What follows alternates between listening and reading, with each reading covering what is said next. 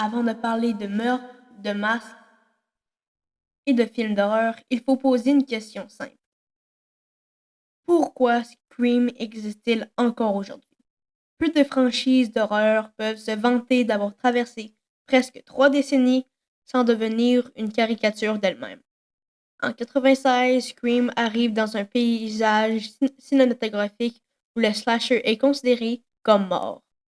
Et pourtant, en retournant les règles du genre contre lui-même, le film va non seulement relancer l'horreur, mais aussi changer la façon dont le public regarde les films.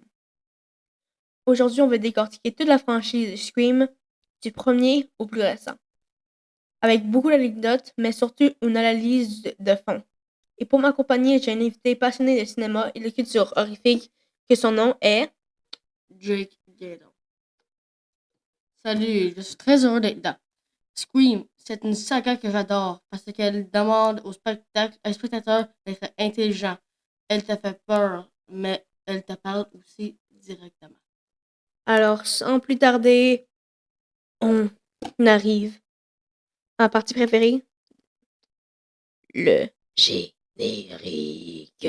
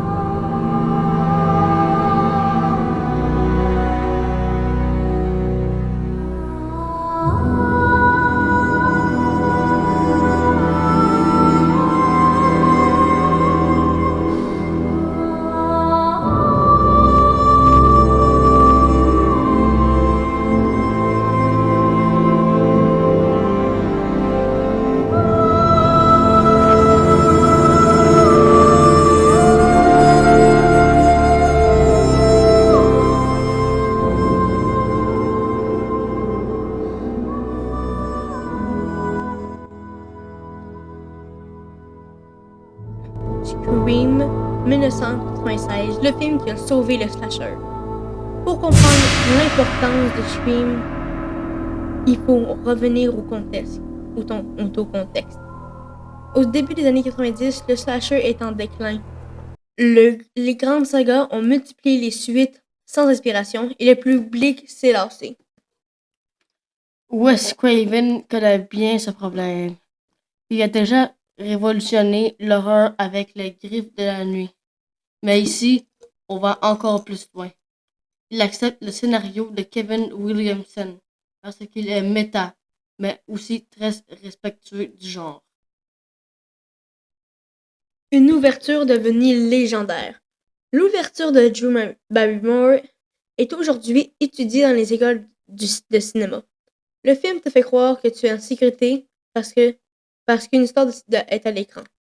Il joue avec le confort du spectateur, puis le détruit. La scène mélange humour, tension et brutalité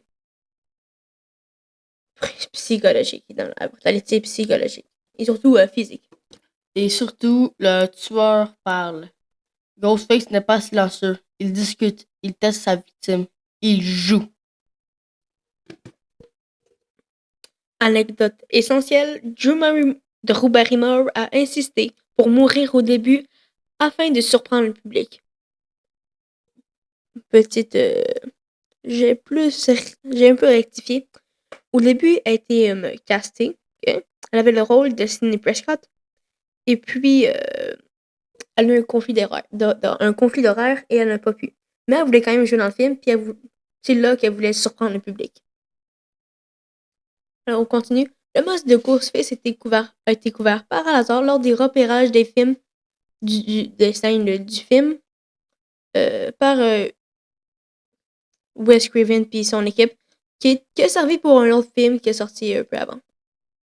Le film s'appelait initialement Scary Movie, Mais les gens trouvaient que c'était un peu trop... ça faisait pas vraiment de sens pour un film qui était supposé faire peur. Puis là, ben, ils l'ont changé. Plusieurs acteurs ne savaient pas qui était le tueur pour garder les réactions authentiques.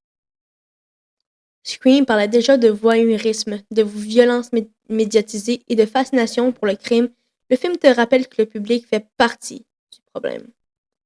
Et nous, on part en chanson avec Barbe Épine de Screams de 1997. Le piège des suites. Faire une suite à Scream était risqué et le film le sait. C'est presque un film sur l'impossibilité de faire une bonne suite. Tout est plus grand, mais aussi plus cynique. C'est dans le film. Ok. Alors, le script, hein? Le script a fuité sur Internet. Un phénomène encore rare à l'époque. Kevin Williamson a dû changer l'identité des tueurs en urgence. Plusieurs fausses fins ont été écrites. Scream 2 part de la surenchère, plus de violence, plus de morts, plus de spectacles. Le film critique aussi la consommation de la violence comme divertissement. Scream 3, le film mal compris. Scream 3 est souvent le moins aimé, mais personnellement, c'est mon favori. Alors, je l'ai pas, s'il te plaît. Mais il est aussi l'un des plus révélateurs. Je ne savais pas que c'était ton préféré. Parce que la note dessus, IMDb, je sais pas comment dire ça, mais c'est 5,7 sur 10. Bon, fait que, on est dans une période très sensible. La peur de l'influence du cinéma sur la violence réelle est omniprésente. Hollywood comme décor. Le film se déroule dans les coulisses de l'industrie du cinéma et ce n'est pas anodin. Il aborde les abus de pouvoir, il parle des traumatismes passés sous silence, il montre Hollywood comme une machine destructrice. Ghostface comme symbole. Ghostface n'est pas simplement un tueur ou seulement un tueur, il devient la personnification d'un système.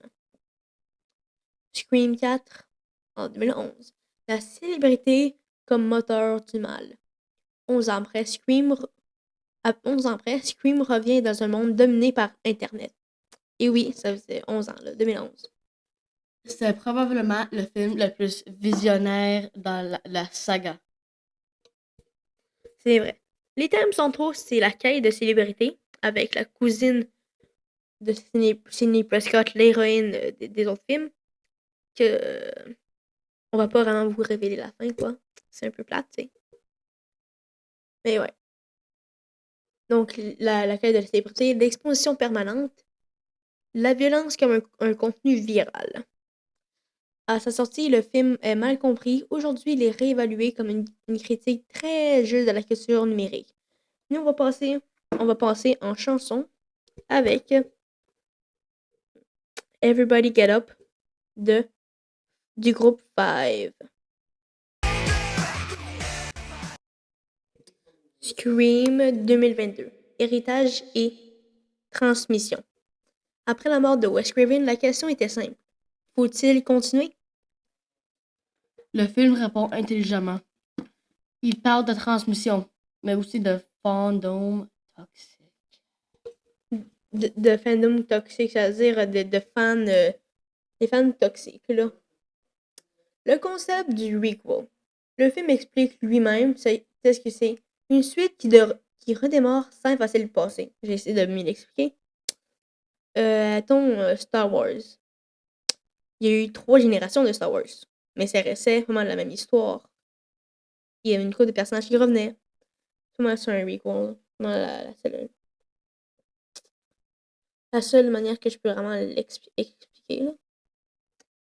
Scream 6, 2023. La violence décomplexée. Scream 6 change encore les règles. Ghostface devient plus agressif, plus physique, presque animal. New York comme terrain de jeu. Ah oui, Scream 6 se passe à New York. Puis comme disait l'affiche du film, New York, New Rules. Donc New York, nouvelles règles. Alors, la ville apporte une sensation de danger permanent. La foule ne protège plus. Ghostface comme une icône malléable. Ghostface n'est jamais la même personne et c'est ça sa force.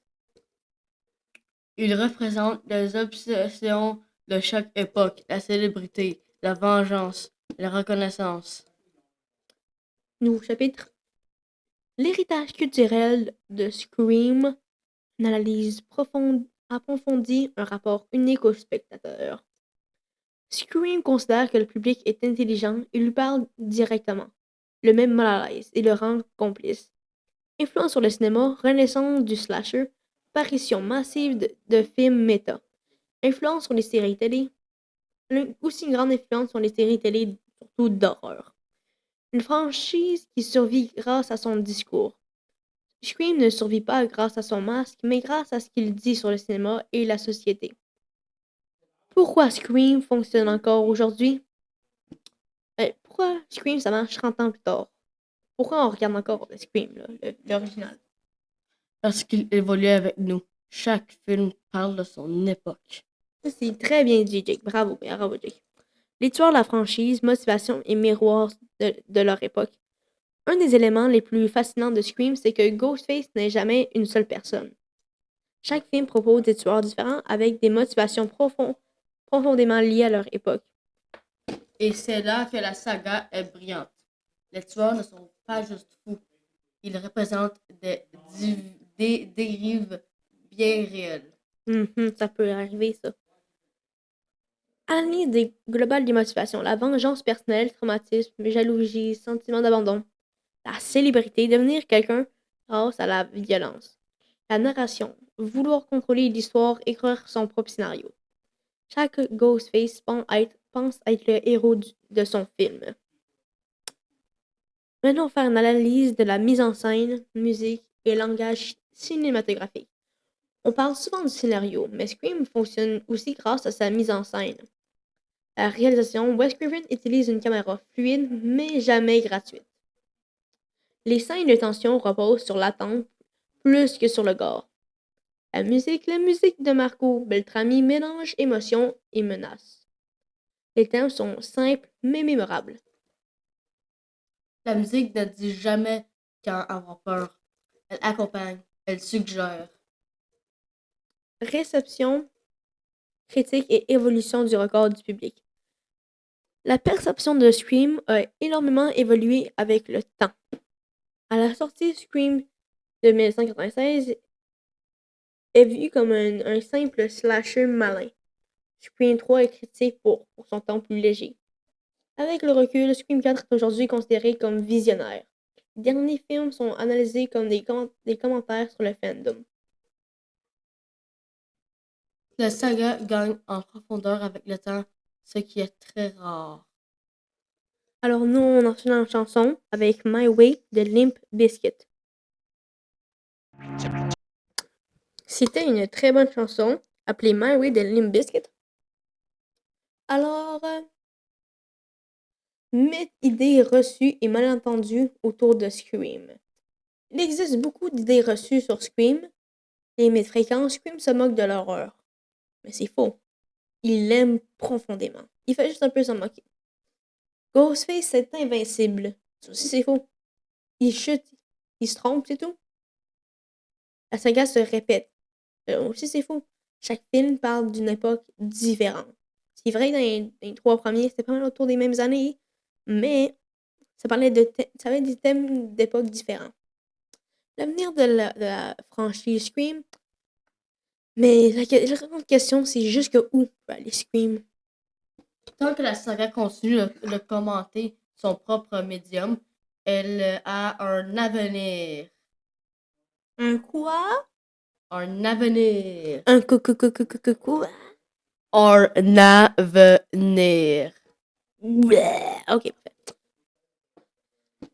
Piste possible, explorer encore plus que le rapport aux réseaux sociaux, parce que dans le Scream 6 et 7, 5 et 6, il n'y avait pas beaucoup. Questionner l'intelligence artificielle et la fabrication des récits. Revenir à un horreur plus intime. Les deux dernières choses que tu viens de nommer vont être de retour dans Scream 7. Pourquoi Scream est étudié aujourd'hui? Scream est désormais étudié dans les cours de cinéma pour son approche méta, pour sa relation publique, pour sa longévité exceptionnelle. On va dire que j'ai eu le mot, là. Je vais l'écrire au montage. Conclusion, le dernier rappel. Scream est bien plus qu'une franchise d'horreur. C'est une analyse continue de notre rapport aux histoires, à la violence et à la célébrité. Chaque film agit comme une photographie de son époque. Étant qu'on aimera se raconter des histoires pour se faire peur, Ghostface trouvera toujours quelqu'un à appeler. Ouais. Merci de nous avoir écoutés. Souvenez-vous, parfois le film que vous regardez, parfois le film vous regarde autant que vous le regardez. Et nous, on se quitte. Bye tout le monde.